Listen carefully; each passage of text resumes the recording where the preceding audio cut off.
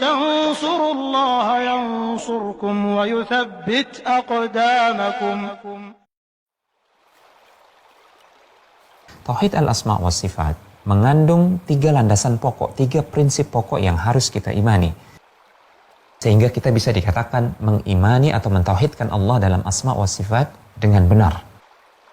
Sebagaimana yang dijelaskan oleh Syekh Al-Allamah Muhammad bin Amin Asy-Syanqiti rahimahullahu ta'ala.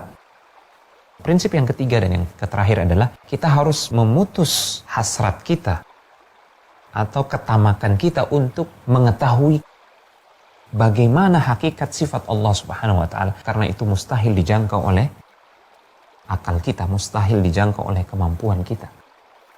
Namun kita wajib meyakininya. Sebagai contoh, Allah Subhanahu wa ta'ala dikatakan memiliki sifat kalam, berbicara. Kita wajib menetapkan Allah berbicara, dan kita tidak mungkin bisa membayangkan kemahasempurnaan bagaimana Allah berbicara. Kita tidak mungkin bisa membayangkan atau mencerna bagaimana Allah Subhanahu wa ta'ala berada maha tinggi di atas segenap makhluknya, dan tidak ada yang lebih tinggi daripada Allah Subhanahu wa ta'ala. Dalam sebuah hadis yang sahih, Allah menyebutkan, memperkenalkan dirinya bahwasanya Allah turun ke langit dunia di setiap sepertiga malam yang terakhir, dan itu terjadi setiap malam.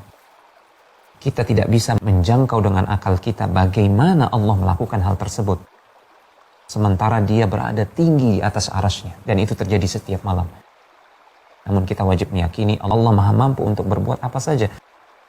Allah kuasa untuk mewujudkan apa saja.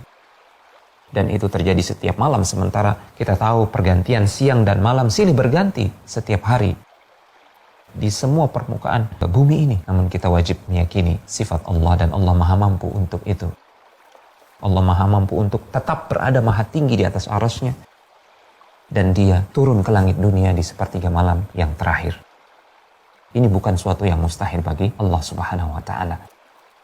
Keinginan kita untuk menggali-gali yang seperti ini, mencari tahu tentang hakikat bagaimana sih sifat Allah, kita hanya akan menemukan jalan yang buntu. Akibatnya kita akan terjatuh kepada tasbih, penyerupaan Allah dengan makhluknya, atau kepada ta'til, menolak sifat Allah Subhanahu wa ta'ala yang telah Allah kabarkan tentang dirinya. Dalil dari prinsip yang ketiga ini adalah firman Allah Subhanahu wa ta'ala dalam surat Taha ayat yang ke-110. وَلَا يُحِيطُونَ بِهِ عِلْمًا.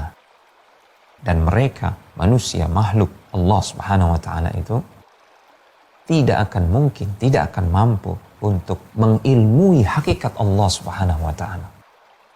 Sebagaimana penglihatan kita terbatas pada hal-hal yang sifatnya zahir di dunia ini, maka demikian pula akal kita terbatas. Bahkan pada perkara-perkara yang sesuatu yang zahir di dunia ini, di alam semesta ini, akal kita pun ada batasnya. Maka bagaimana lagi akal kita mampu untuk menggapai hakikat Allah dan sifatnya Subhanahu wa ta'ala. Itu adalah suatu hal yang mustahil. Untuk itu kita harus memutus ketamakan kita untuk mengetahui hakikat, kaifiat bagaimana sifat-sifat Allah Subhanahu wa ta'ala.